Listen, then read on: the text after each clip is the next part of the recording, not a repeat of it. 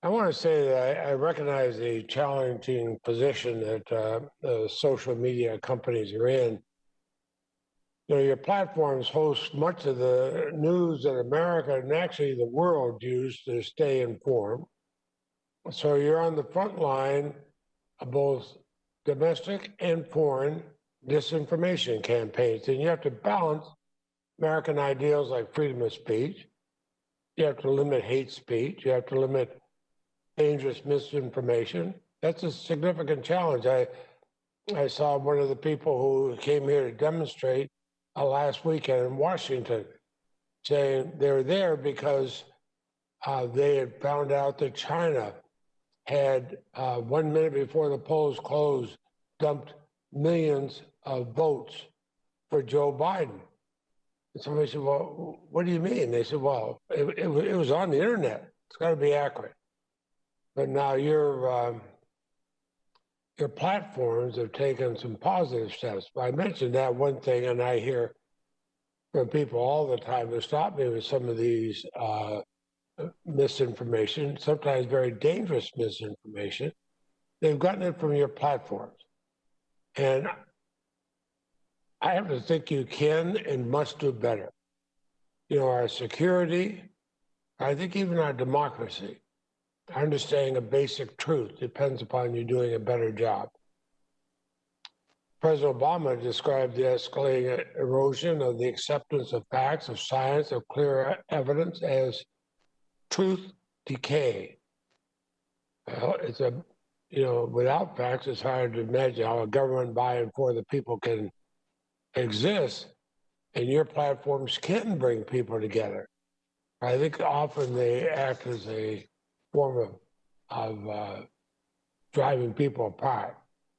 Now, during this election, President Trump has emerged as the most prominent distributor of false and misleading election information. He still does it. It's nothing short of propaganda.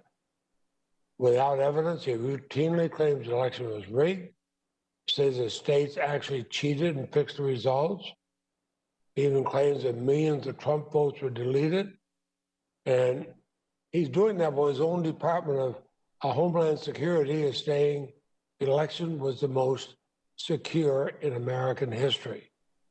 And there's no evidence that any voting system deleted or lost votes, changed votes, or was any way compromised. That's what our own U.S. government is saying, when the head of government, the president, is saying just the opposite. So it may make him feel better about the fact that he lost badly, but we shouldn't have to put up with it. So I have a question for both of you. Has Facebook or Twitter conducted an in-depth post-mortem review of election misinformation spread on your platforms? Not just what you labeled, but how far the misinformation reached. Have you done that kind of a post-mortem? Senator, we will do that analysis, and also we are commissioning and working with independent academics to enable them to do the studies themselves and to publish what they find without any intervention or permission required from Facebook. Thank you, Ann. And we are doing the same, including opening up our APIs to researchers to make sure that others are able to see what we may not see ourselves. Will that be made available to us? Can other people see that results of that that study you're going to do? Both of you, I'd ask. Senator, yes, the academic research is going to be public, and the academics are going to be able to publish this themselves without even having to get Facebook's approval over what they publish. Thank you. Mr. Dorsey? And we'll make our reports and findings public as well, so everyone can learn. I'll look forward to reading them. And I'm actually one member of the Senate who will actually read them. So thank you. Because, you look at some of the things that went on. There was I know Senator Blumenthal and others have raised this question about the Steve Bannon putting on a video. Think of what it did. It called for the murder the beheading of Dr. Fauci and the director of the FBI, Christopher Wray. Just think what that does. I mean, the FBI director travels with security all the time. Dr. Fauci and his family are private citizens. They're calling for their beheading. And it was seen by, I think, 200,000 people on Facebook. Well, now, if you're going to have somebody threatening to murder somebody, what do you do? What do you do about that?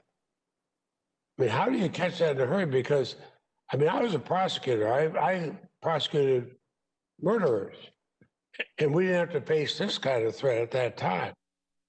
But what do you do when hundreds of thousands of people see a threat, go murder somebody? Senator, in that case, that content violated our policies and we took it down.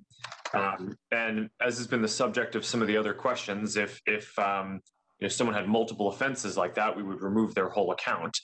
Well, that I'm sure that's the threat that they do. If they multiple times say go out and murder somebody, cut off their head, we're going to face a real problem. Facebook will take down our posting. Oh my goodness, what a deterrent.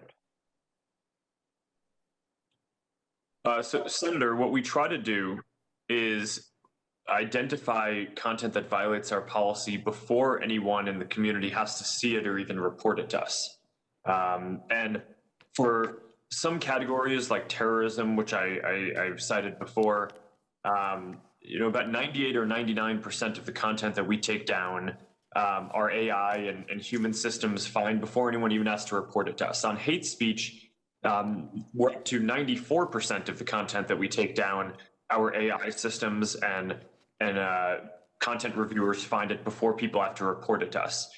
What we try to drive on more effectiveness is basically finding more and more of that harmful content earlier before it is seen broadly across our system. Well, let me ask you about that because we've had these discussions before. I'm deeply concerned about Facebook's role in spreading hate speech in Myanmar.